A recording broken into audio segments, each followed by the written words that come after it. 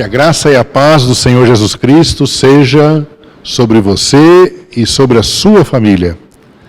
Nós estamos na Escola Bíblica do Discípulo, estudando a Palavra do Senhor.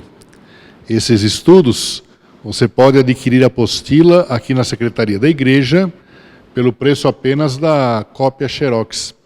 E é importante você tê-la em mãos para acompanhar os versículos, para você folhear a Bíblia, para você encontrar as referências e ver exatamente como todo o processo ele está baseado na palavra do Senhor, todo o estudo, todo o procedimento, aquilo que nós estamos comentando, estão escritas todas na palavra do Senhor.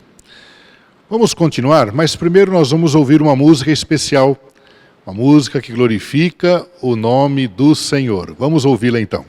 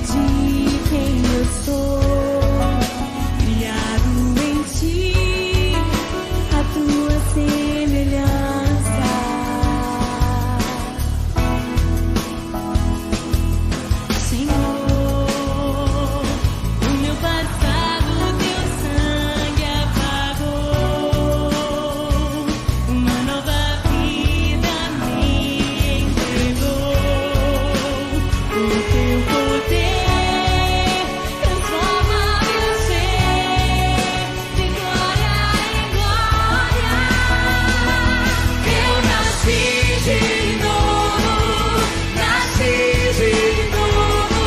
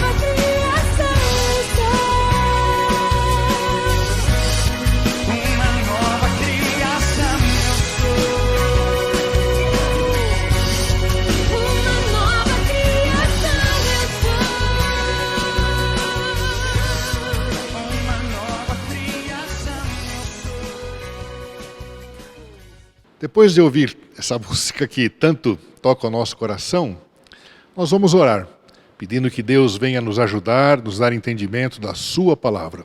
Feche seus olhos por um instante para não se distrair com as coisas que estão ao seu redor. Pensa em Deus. Senhor meu Deus, nosso Pai querido, nós te agradecemos pela tão boa oportunidade, pela liberdade que nós temos de estudar a tua palavra. Pedimos ao teu Espírito que nos dê sabedoria e graça para entender, para interpretar e para usar no nosso dia a dia como bênção do Senhor, conselho do Senhor para o nosso coração. É o nosso pedido, a nossa oração, em nome de Jesus. Amém. Eu sou o pastor Paulo Fontaneta, pastor e professor já esse ano completando 39 anos, e nós estamos trabalhando sobre o tema salvação.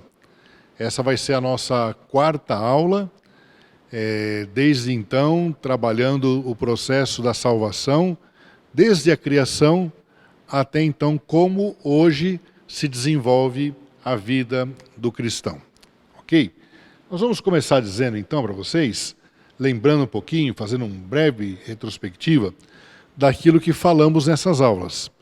Ou seja, começamos com o tema salvação, perguntando exatamente isso. Será que o mundo de hoje tem salvação? Um mundo que vive em desamor, um mundo que vive em desarmonia, com tanta violência, com tanta agressividade, com tanta corrupção. Será que existe salvação para o homem nesse mundo? Será que tem um jeito de mudar tudo isso? Ou será que o mundo vai se acabar e nós não vamos ver um meio, um método de sair de tudo isso do jeito que está? A Bíblia ensina que o próprio Deus, na sua palavra, ele disse assim: o Filho do Homem, o Senhor Jesus Cristo, veio para buscar e salvar o que estava perdido. Ou seja, Jesus Cristo veio ao mundo para salvar o homem da perdição. Opa, então existe salvação. Existe uma possibilidade de mudarmos a situação em que nós vivemos. Existe a possibilidade, novamente, de reatarmos com Deus, de voltarmos ao Criador. Uma vez separados pelo pecado, há sim, em Jesus Cristo, a possibilidade de começarmos tudo de novo. Então é interessante que o que Deus desejou ao criar o homem foi de manter um bom relacionamento com ele. Ou seja, Deus criou o homem como a coroa da criação, que seja assim, dizendo de todas as coisas criadas, com toda a organização que existe, com toda a harmonia que existe em tudo, a criação do homem, da mulher, foi considerado a criação chamada a coroa da criação. Algo mais importante, algo mais perfeito de tudo aquilo que Deus havia criado, foi para a criação do homem, da mulher. E é interessante nós notarmos que Deus deu essa liberdade ao homem quando criou, uma vez que ele vivia num paraíso, cercado de árvores, de animais, onde tudo aquilo era dele, de Adão e de Eva. Deus também deu a ele o livre arbítrio, ou seja, o poder de tomar decisões que podem ser certas, que podem ser erradas, mas o poder de tomar decisões por si só. A livre interpretação, o livre arbítrio. E assim, então, Deus formou o homem com todas essas bênçãos e possibilidades. É interessante a Bíblia dizer que Deus criou os céus e a terra.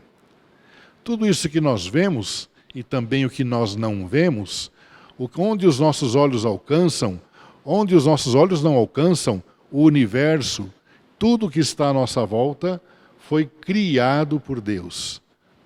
E quando Deus então cria o homem, a coroa da criação, é como se ele considerasse tudo isso criado a favor do homem, para o homem desfrutar, para que o homem, a mulher, a sua família, pudesse viver bem num paraíso, tudo certo, tudo organizado, tudo harmônico entre dias e noites, a sua vida, a sua existência.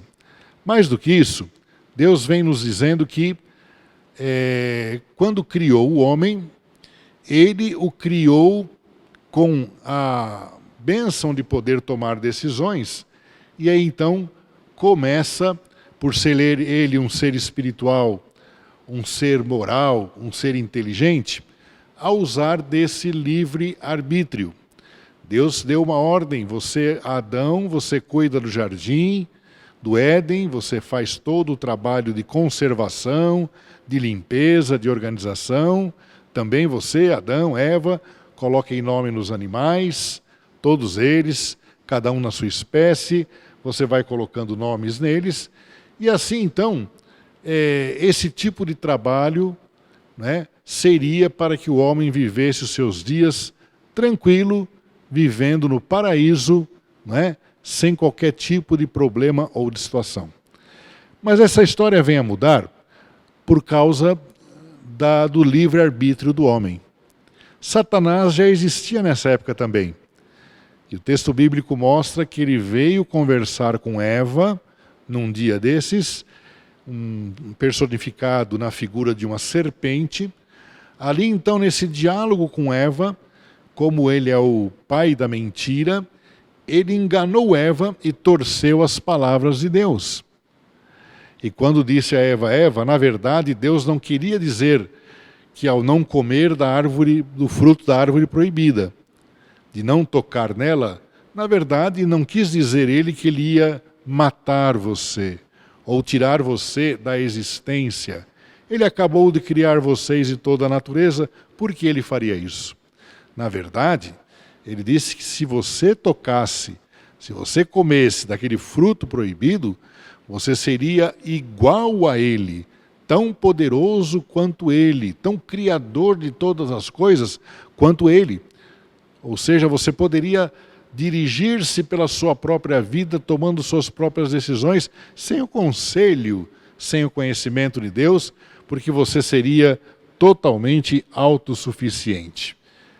Então Eva, tentada pelo Satanás, personificado ali na serpente, né, ela comeu o fruto proibido, deu para o seu esposo, para o Adão, e ele comeu também, e a partir dali então eles desobedeceram a Deus, porque Deus tinha dito que somente daquela árvore eles não poderiam comer, porque senão eles teriam seus olhos abertos e uma nova realidade aconteceria.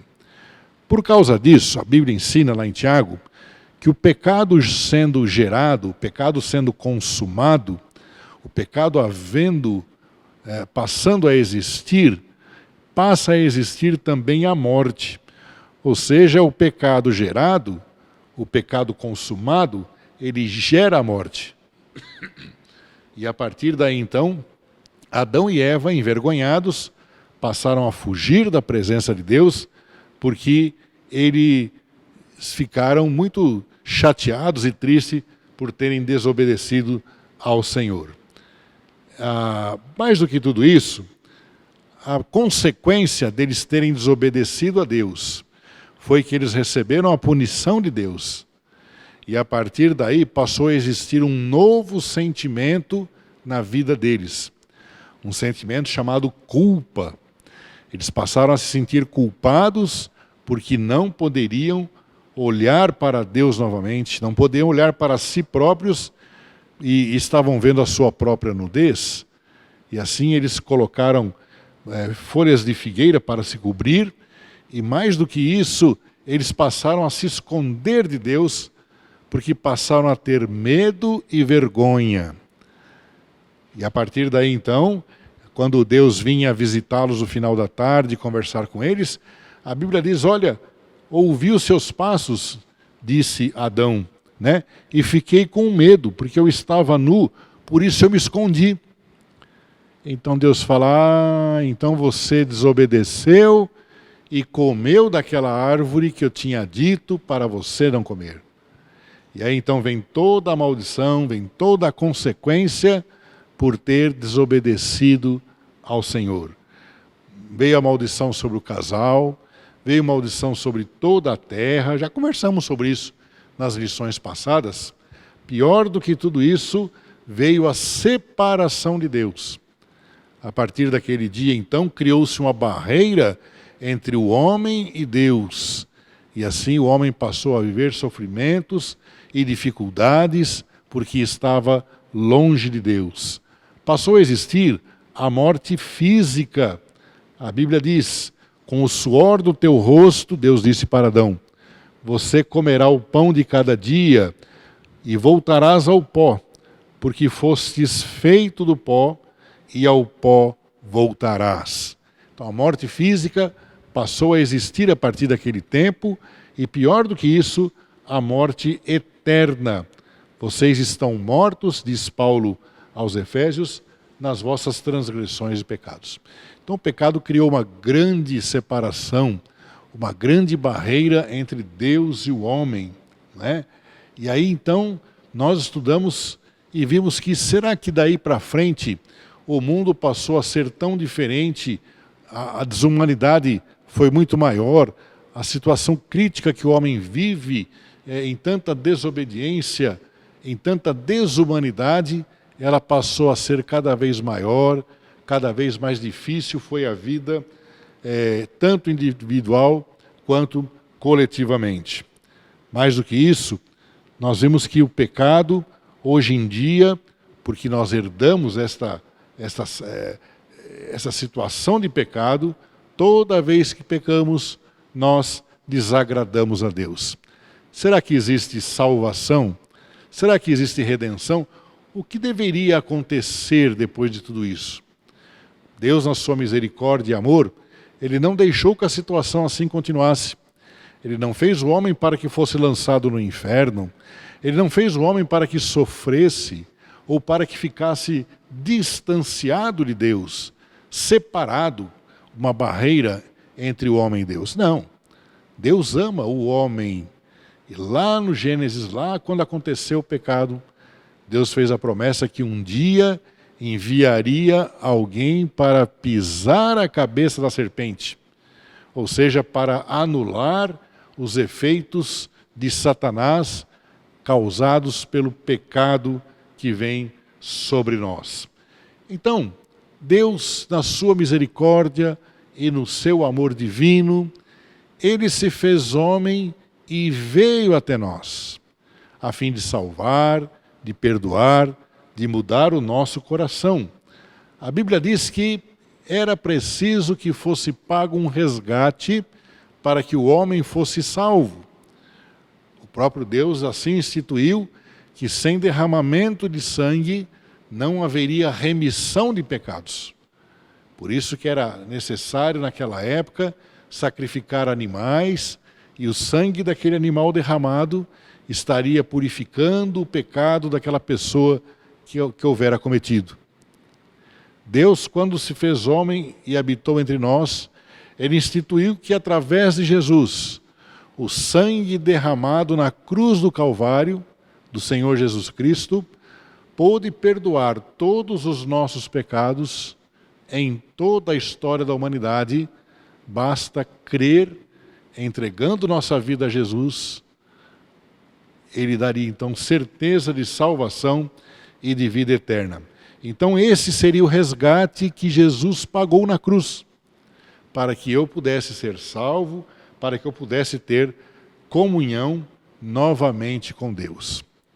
É interessante nós notarmos que o pecado cometido por Adão lá no passado, ele se tornou universal. Diz a palavra do Senhor, todos pecaram e destituídos estão da glória de Deus. Ou seja, nós carregamos o nosso pecado como se estivesse correndo pelas nossas veias, no nosso sangue. E assim todos os homens, em todos os lugares, cometem pecado. Ele nasce em pecado, desde a sua infância, diz a palavra. E a Bíblia diz também que quando Deus enviou Jesus Cristo para nos salvar, Ele nos fez através da sua maravilhosa graça. Ou seja, a salvação, a morte de Jesus, a sua ressurreição ela foi a graça de Deus. De graça, Deus nos ofereceu salvação e vida eterna. A Bíblia ensina: onde abundou o pecado, superabundou a graça. Deus prova o seu próprio amor para conosco em que Cristo morreu por nós, sendo nós ainda pecadores. Ou seja, se assim houve a universalidade do pecado, houve também a universalidade da graça e do amor de Deus. Ou seja, o amor de Deus passou para todos os homens, em todas as épocas, em todas as idades, a partir do momento em que ele crer no sacrifício de Jesus para a sua salvação e libertação. A Bíblia diz que quando nós cremos, nós somos justificados por Deus. Passamos a nos tornar justos, e justos nós passamos a viver uma vida que glorifica, que agrada a Deus.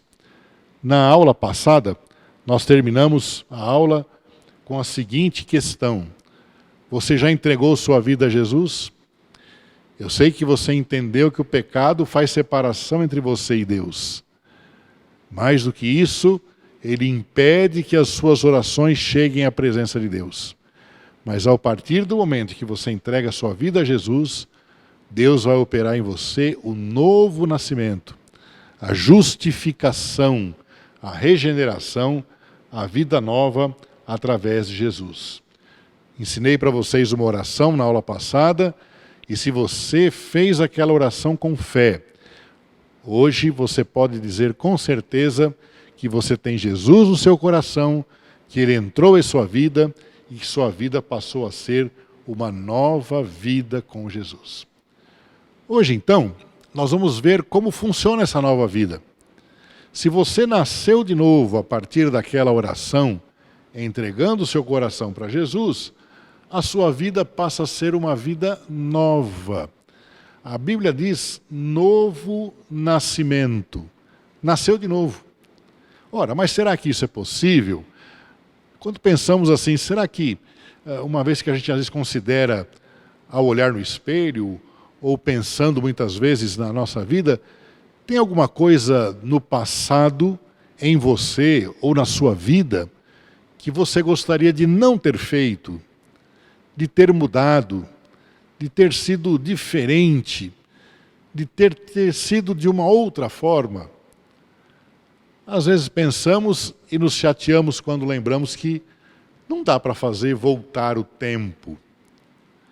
Mas a Bíblia ensina que existe um novo nascimento, uma nova maneira de ser, uma nova vida que pode começar hoje, a partir do momento em que você entregou a sua vida ao Senhor Jesus Cristo.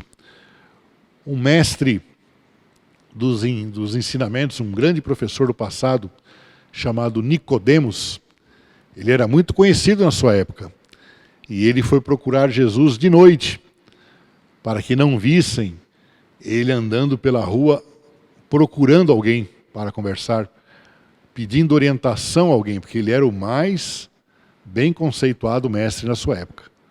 Ele chegou em Jesus e perguntou: Jesus,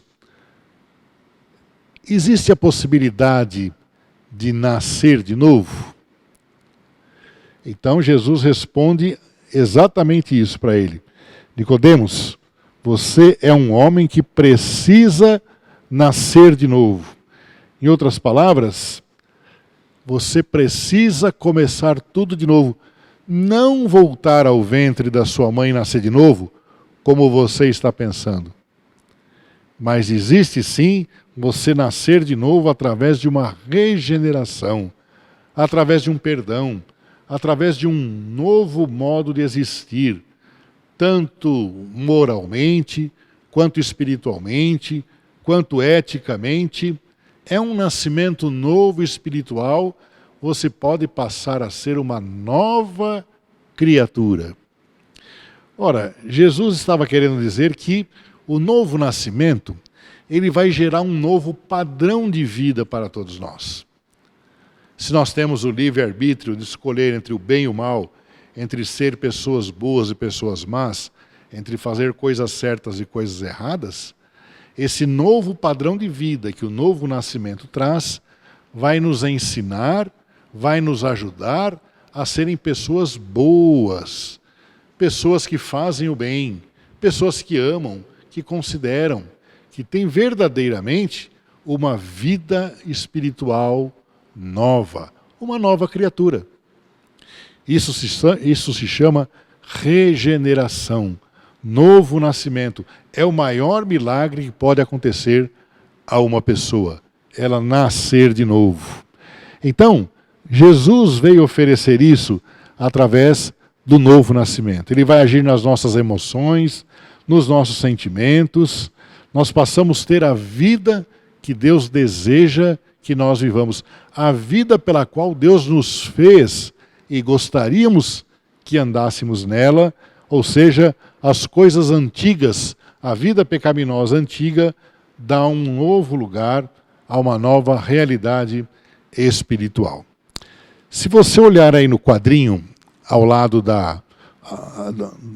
do seu celular, do seu computador, da sua televisão, você vai ver o homem no pecado, aonde antigamente, sem conhecer Jesus, sem Deus, sem salvação, ele não era uma pessoa que estava ou que vivia uma vida de morte, de separação, de ira, de culpa, sem Deus, sem paz, vivendo no império das trevas.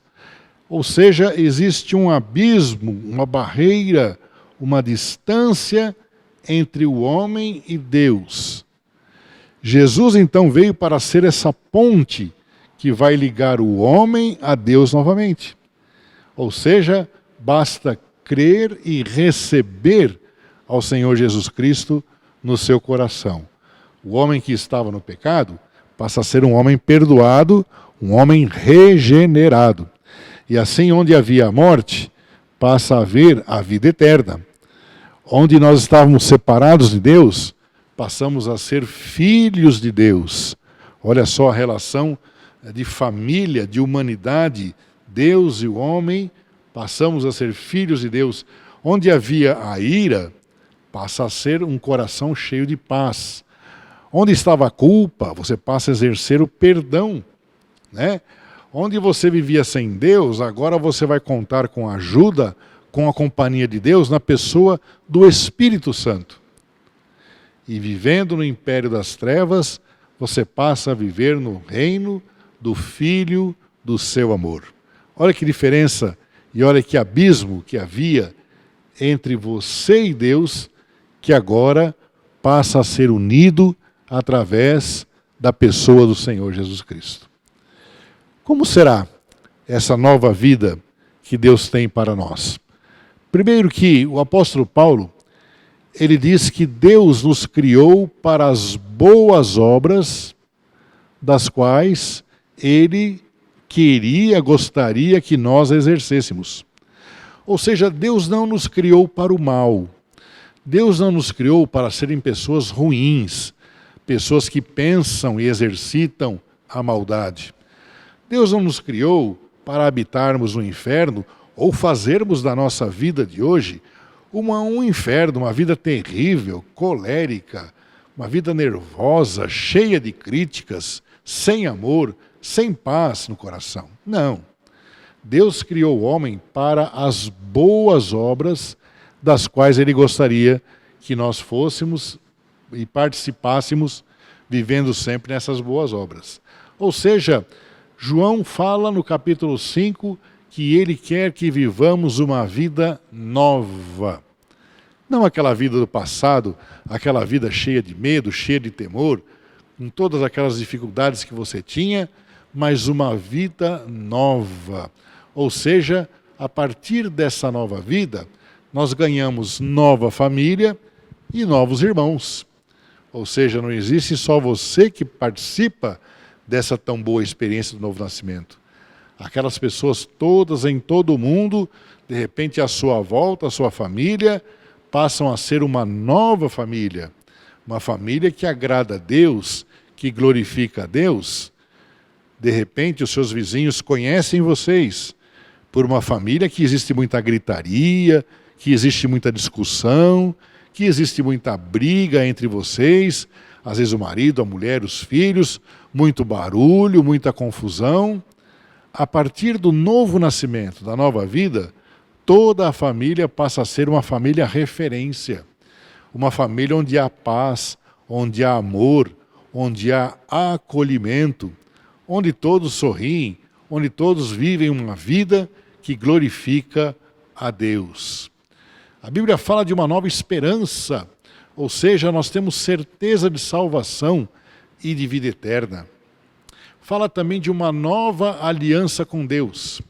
A partir daí passamos a ter certeza de vivermos com Deus, de fazermos a vontade de Deus, de estarmos dentro da direção e do conselho de Deus para o nosso coração.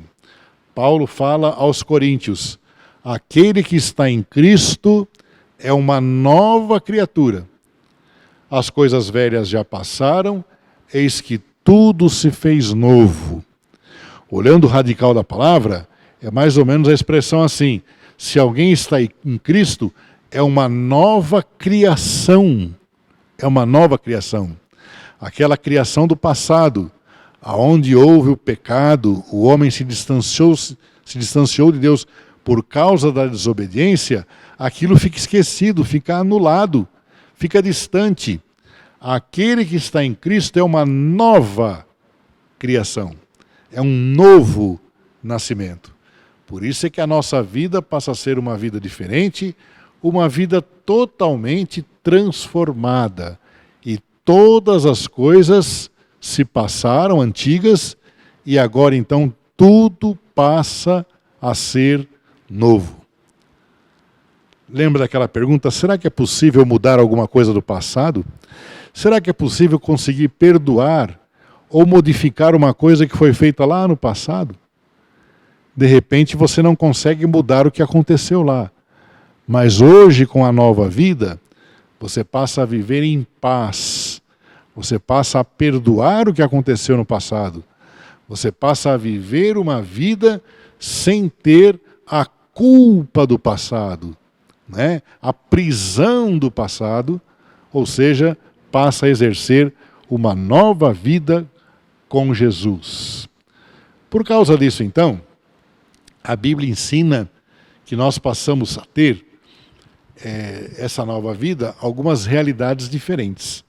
Ou seja, a Bíblia diz, e quando a Bíblia diz, é Deus que diz.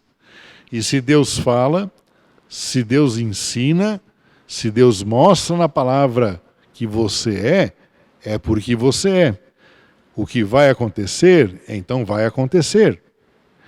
Então a Bíblia garante, a Bíblia ela mostra para você exatamente o que você vai ter a partir do novo nascimento. Por exemplo, lá em Romanos, no capítulo 10, a palavra diz: eu sou salvo e tenho vida eterna em Cristo. Se Deus está prometendo que você tem vida eterna quando você é salvo, então é uma promessa que vem da parte de Deus. Uma promessa que não tem mentira. Vida eterna é passar a vida inteira, a partir de agora, com Deus e por toda a eternidade. Vida eterna em Cristo. Diz na palavra, 2 Coríntios 5,17, que nós lemos ainda há pouco, que nós passamos a ser uma nova criação, uma nova criatura. A Bíblia diz, a partir daí, eu passo a ser uma pessoa santa. Não um santo que esteja colocado num quadro ou numa escultura, onde as pessoas acendem vela, onde as pessoas olham e rezam para ela, mas alguém que se torna propriedade exclusiva de Deus. Ou seja, agora você não é de outra pessoa. Você não se divide com Deus e o inimigo. Mas Deus ele passa a ser o seu Pai, o nosso Pai, e assim nós somos exclusivos de Deus. Que maravilha, não? Nós ganhamos essa exclusividade, somos povo de Deus, somos pessoas que tem essa propriedade exclusiva de Deus. A Bíblia diz que depois que eu nasci de novo, eu passo a ser curado e liberto. Curado significa você estar livre daquelas dores e dificuldades que você tinha no passado. Liberto muitas vezes de coisas que você fez, desagradou a Deus, de repente um vício, de repente uma maneira ruim de falar, de repente uma maneira agressiva de ser. A partir do novo nascimento, você passa a ser curado e liberto, uma nova vida com um novo palavreado, uma nova pessoa começa a partir desse momento. Você deve conhecer pessoas que já experimentaram, entregando a vida a Jesus, obter um novo nascimento. Como as pessoas mudam, né? De repente, amigos seus que eram do passado e que de repente tomaram essa decisão, hoje são diferentes. De repente você não tem mais nem contato com essas pessoas porque elas falam diferentes. Elas sorriem, elas vivem um novo plano de vida onde Deus tem aconselhado, onde Deus tem dirigido as suas vidas. A Bíblia diz que a gente passa de criatura para filhos de Deus. Se eu pego um pedaço de madeira, serro, plano, furo, parafuso, e faço dessa madeira uma mesa, essa mesa não é a minha filha, essa mesa é uma criatura, uma coisa que eu criei, que muito vai me servir para muitas coisas. Quando nós entregamos nosso coração para Jesus, de criação de Deus, das quais Deus nos criou, nós passamos a ser filhos de Deus. Aquele resgate de Jesus Cristo na cruz do Calvário nos tornou filhos de Deus. Mas aqueles que creram em seu nome, Deus lhes deu o privilégio de se tornarem filhos de Deus. Filhos de Deus. Eu não sou mais criatura, eu sou filho, você é filha, filho de Deus, porque você entregou o seu coração a Jesus. Passamos a ser da família de Deus, ou seja, fazemos parte da igreja do Senhor. Da mesma forma, nós fazemos parte do corpo de Cristo, que também é chamado a igreja. Nós somos um servo do Senhor Jesus Cristo, diz a Bíblia. Nós somos templo de Deus. Ou seja, templo não é só aquele prédio fixo na praça, no centro da cidade, da qual chamamos igreja, templo. O templo de Deus passa a ser o nosso coração, porque o Espírito Santo, ele passa a habitar em nós, passa a habitar dentro do nosso coração. Nós somos templo de Deus. A Bíblia ensina que nós somos mais do que vencedores por aquele que nos amou. A Bíblia diz que nós somos discípulos do Senhor Jesus Cristo e a gente pode também tornar outras pessoas discípulas quando nós ensinamos o grande amor de Deus, o grande amor de Jesus por nós, a sua salvação, a sua libertação. Mais do que tudo isso, a Bíblia diz de algumas evidências que nós temos na nossa conversão, na nossa mudança, no nosso novo nascimento. Nós passamos a ter ou mostrar alguns sinais que a Bíblia ensina como testemunho do Espírito Santo. O Espírito diz nos nossos corações que nós somos filhos de Deus. Puxa vida, se o Espírito Santo está dizendo que eu sou filho de Deus, que você que aceitou a Jesus é filho de Deus, então não pode haver mentira, né? Somos filhos de Deus ditos pelo Espírito Santo, lá em Romanos capítulo 8 e o versículo 16. A Bíblia diz que nós teremos o desejo sempre de conhecer muito mais Deus através da sua palavra. Então a Bíblia não vai passar a ser um livro histórico, um livro que está lá na nossa estante, de repente ali há muitos anos, sem você nunca ter aberto e lido, algo que sirva de enfeite, não. Ela passa a ser a palavra de Deus, um guia para nós vivermos o nosso dia a dia de forma prática. Então, aceitamos a palavra de Deus. A Bíblia diz que através da conversão, nós passamos a ter a consciência do pecado. Ou seja, nós vamos perceber quando o pecado vem sobre nós.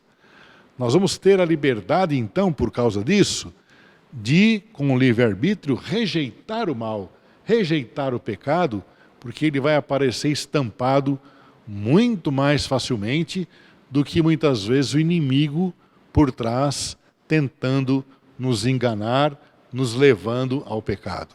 Então teremos a consciência, tal coisa desagrada a Deus, tal coisa faz mal para a humanidade, tal coisa entristece a minha esposa, os meus filhos, tal coisa, de repente, engana o meu patrão, engana as pessoas, e isso eu não vou praticar, porque é pecado. Então essa consciência passa a habitar o nosso coração. Nós estaremos buscando a santidade. Santificar significa separar-se. A gente vai observando o que é pecado, o que desagrada a Deus, vai se afastando e vai crescendo e vai se desenvolvendo e vai se tornando igual a Cristo. E a Bíblia diz que por causa disso nós perseveraremos até o fim. Ou seja, por mais que seja difícil dia a dia, por mais que seja complicado muitas vezes viver no meio das pessoas que cometem pecado, nós lutaremos com a ajuda de Deus e perseveraremos até o fim.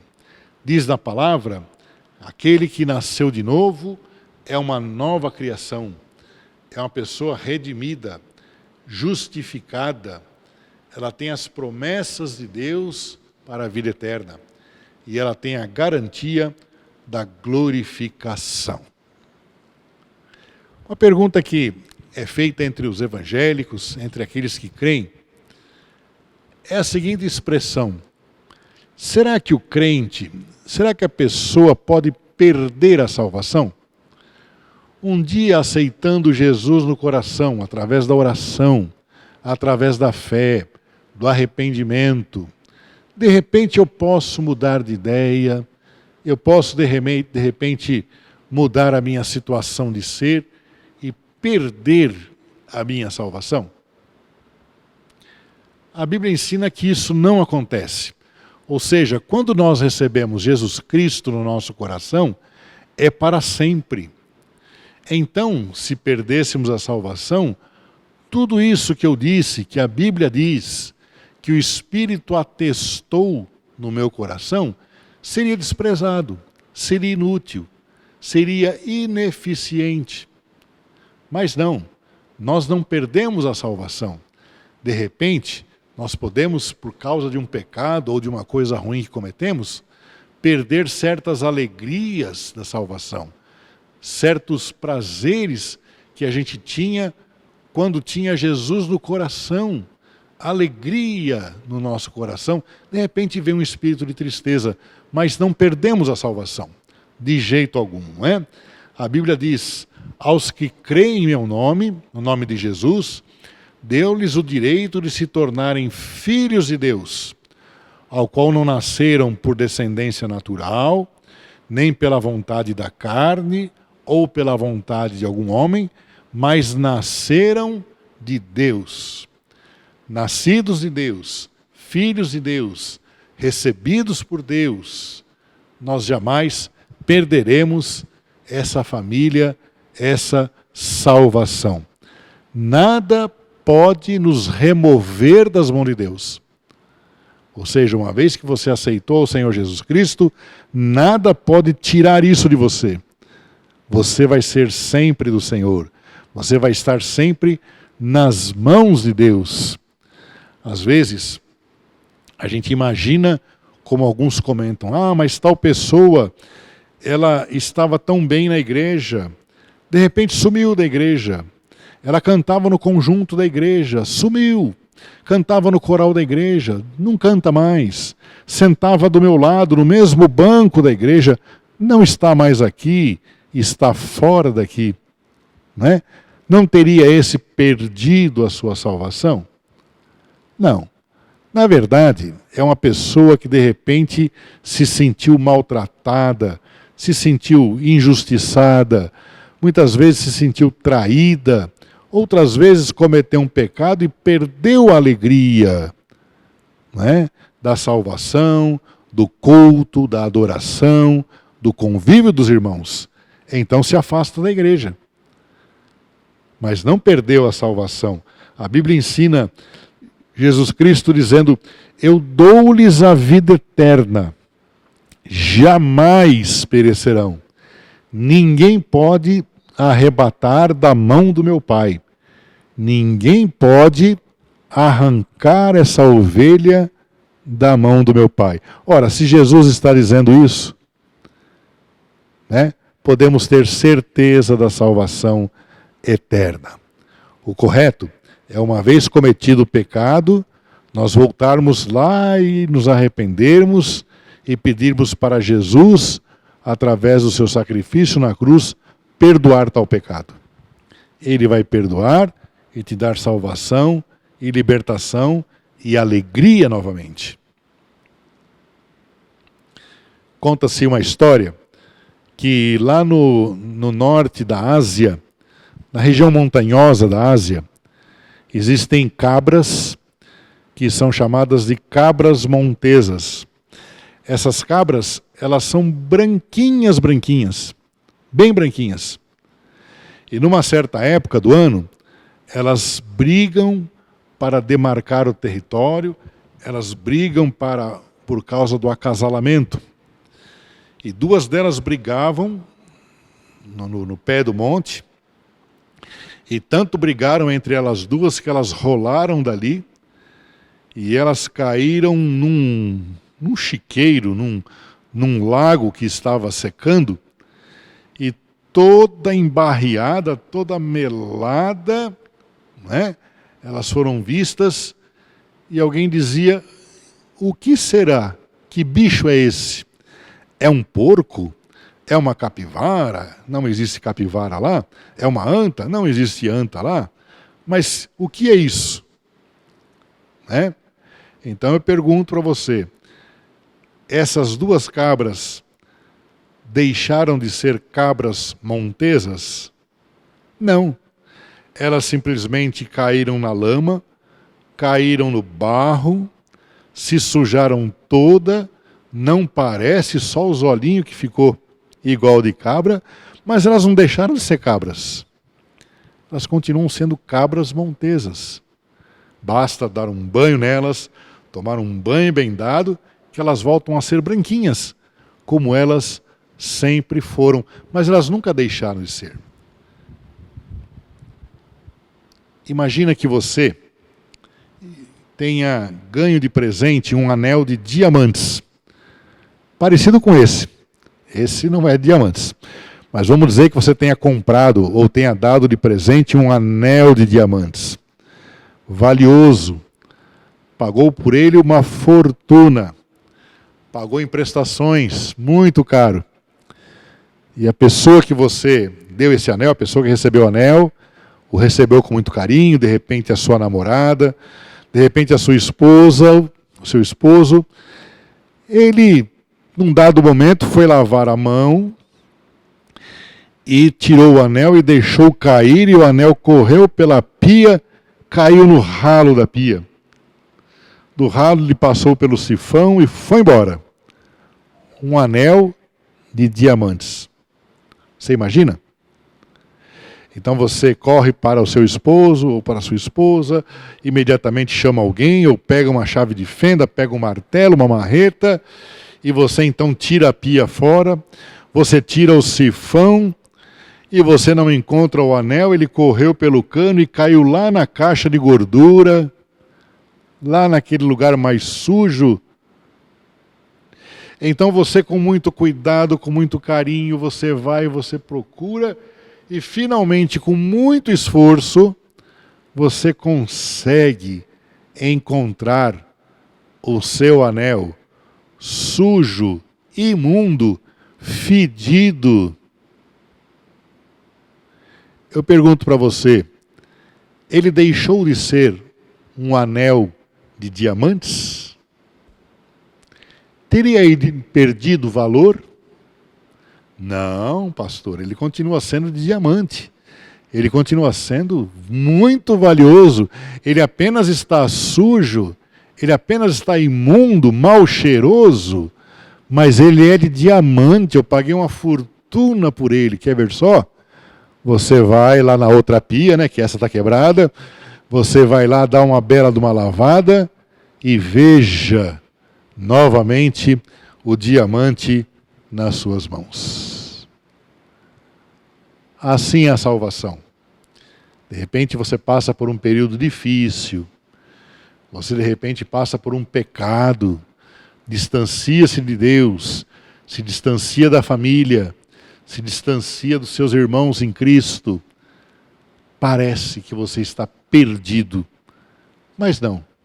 Basta confessar o seu pecado, basta lavar as suas vestes no sangue do Senhor Jesus Cristo e você estará limpo. Diz um cântico, mais alvo, mais branco, mais claro do que a neve. E você volta novamente à comunhão com Deus. Você não perde a salvação. Você ganha através do arrependimento, do perdão, da salvação, uma nova vida que glorifica a Deus. E então, não é gostoso nós termos certeza de salvação e vida eterna? E se um dia desse, nós partimos para melhor, um dia nós perdermos a nossa vida, nós morrermos, nós fechamos os olhos aqui, mas nós vamos acordá-lo, abri-lo na eternidade, nos céus, para sempre com Jesus.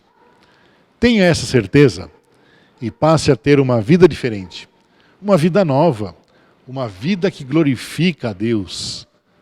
Busque no Senhor Jesus Cristo o novo nascimento e você vai ver que vida eterna começa aqui, nos dias de hoje, e dura para todo sempre. Que Deus o abençoe a você e toda a sua família. Amém.